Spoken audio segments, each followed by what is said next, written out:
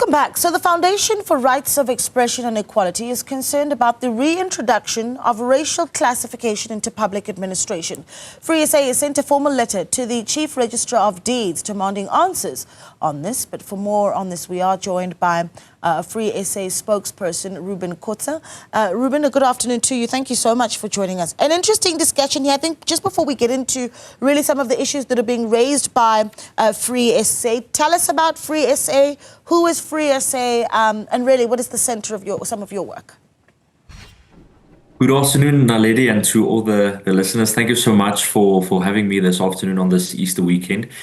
So Free SA is we're quite a young organization. We only started at the start of the year at January. We were officially registered as an organization. We are a non-profit organization, as you mentioned, the Foundation for Rights of Equality and Expression. And our main focus at Free SA is really to enhance public participation in things that affect ordinary South African citizens. When it comes to policy making, we really want to encourage public participation and ensuring that all the voices of South Africans and the diverse voices of South Africans are heard when it comes to public participation and policy making. And furthermore, we are also advocating for policies that strive to achieve equality and really allow all South Africans to make their voice heard in terms of it. Like I said, we're quite a young organization. But we're definitely growing, and we're trying to tackle issues that are important to ordinary South Africans. Okay.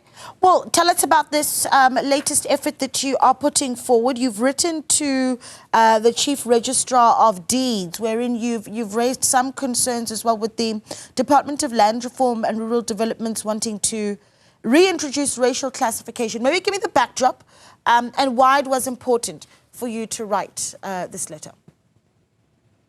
So recently, like you mentioned, the Chief Registrar introduced a Circular 3, which mandated everyone that owns property or that wants to buy property in the future to classify themselves according to nationality, race, citizenship, etc. And basically going back to a policy of putting people in racial boxes through this new form called the Triple L form that people need to fill in when applying for property or registering property that they already have.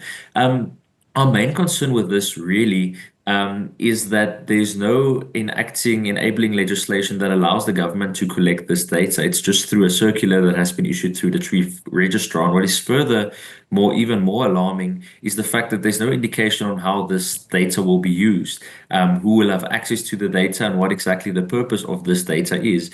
And like I mentioned, it goes back to a policy of placing people in racial boxes and racial classification and identification, which I think is a model of something that happened in the past that we don't want to go back to again. And it really seems that this approach from the government, rather than addressing land reform, which is an important and critical concern for many South Africans, the government rather wants to dress it up through politics and playing politics with regards to this, rather than actually addressing the issue, like approving title deeds, ensuring that there's adequate housing for South Africans, ensuring that those who have had the opportunity to obtain land through the land redress programs, to ensure that those South Africans are enabled with the appropriate skills and appropriate resources to be able to make that work. And like I mentioned, once again, this just seems like it's a political ideology move rather than actually addressing the issue of land reform, because like I mentioned, the circular itself is quite vague, and there's no enabling basis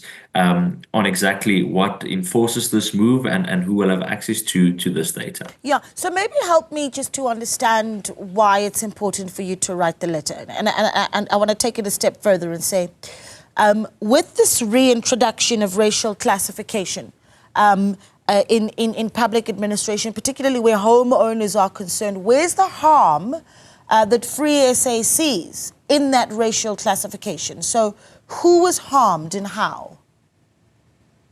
Well, at the moment, nobody has been harmed yet, but I think it's exactly why we want to be proactive with regards to this, to ensure that the consequences that can flow from a subsequent policy like this it doesn't harm any South Africans. So I think first and foremost, the most important thing is why we have written this letter is because of government overreach and ensuring centralized power for the government. Like I mentioned, there's no law that enables the government to collect the data in the fashion that they want to collect it through this triple L form. And I think that is concerning for South Africans when you have a government who's just making policy and introducing new circulars and forms to fill in when it relates to property rights without any enabling provision or legislation to do that.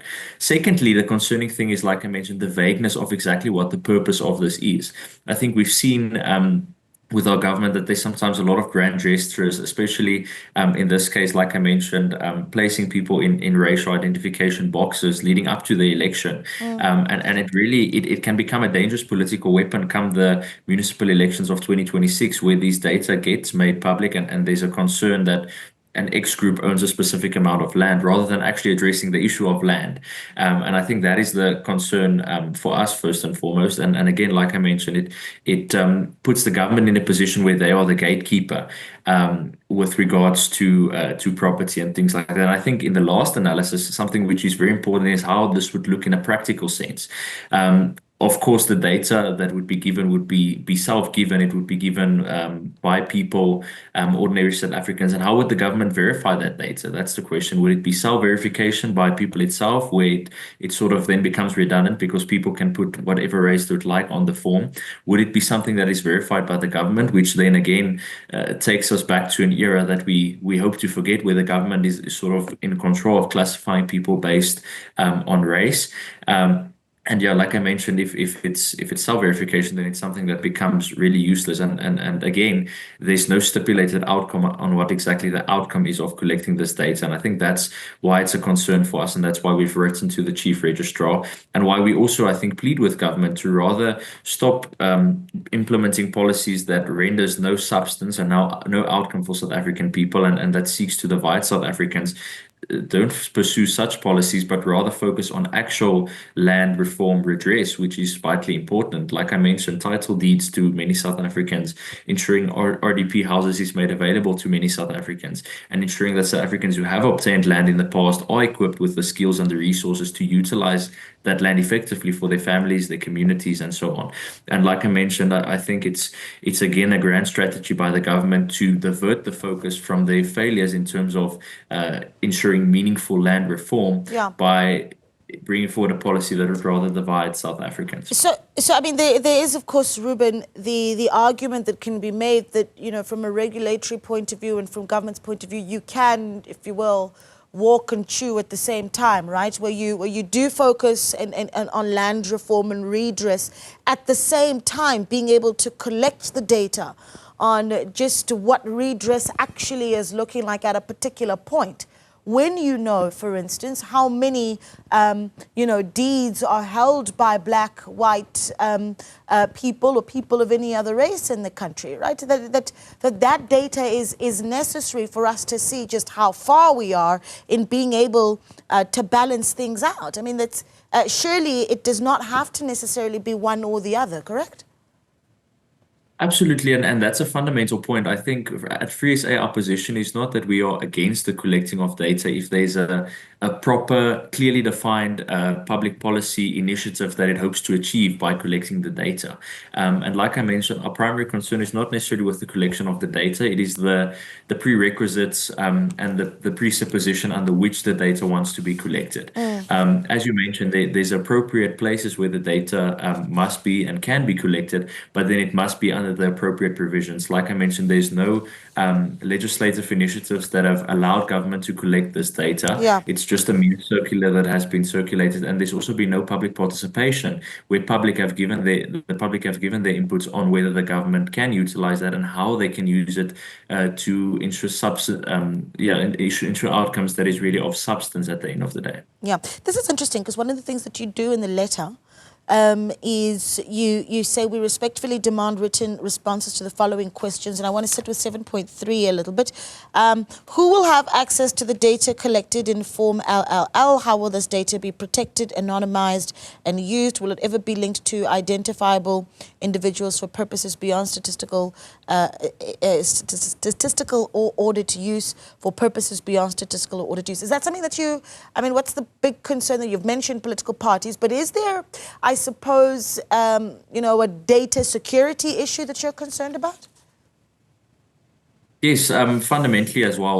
Like I mentioned, the first and foremost, most important thing with the circular is that there's no stated outcomes. If the stated outcomes is, like you mentioned, for instance, to check the amount of title deeds that are owned by a specific race group and how the policies of government are effective in addressing that or not effective in addressing that, and then what the subsequent approach is to ensure that based on the data that has been collected, there is an actionable outcome to come from it. But like we mentioned, there's nothing of the sorts, and that's what is most concerning. Is it is something that has been issued by the ministry and by the chief registrar in the circular, but there's no indication who will have access to the data. Will it be the minister, the deputy minister? Will it be an auditor general?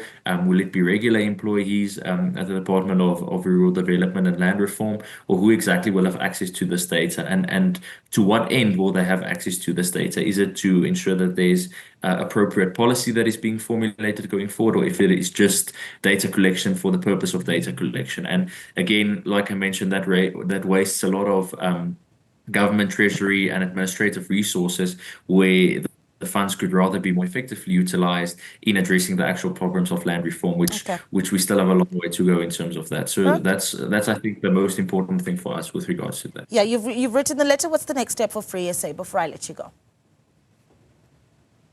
Sorry, can you say the again? next step for Free SA on this matter? So we've given the chief registrar 21 days to respond to the letter, and then failure to do so, we will consider our legal options and how we can pursue it going forward to ensure that we get an actionable response and exactly feedback on what the outcomes will be going forward. So we're keeping all our options open, but after 21 days, we will consider taking legal action going forward. All right. Thank you so much for speaking to us. Free SA spokesperson Reuben Coetzer speaking to us this afternoon.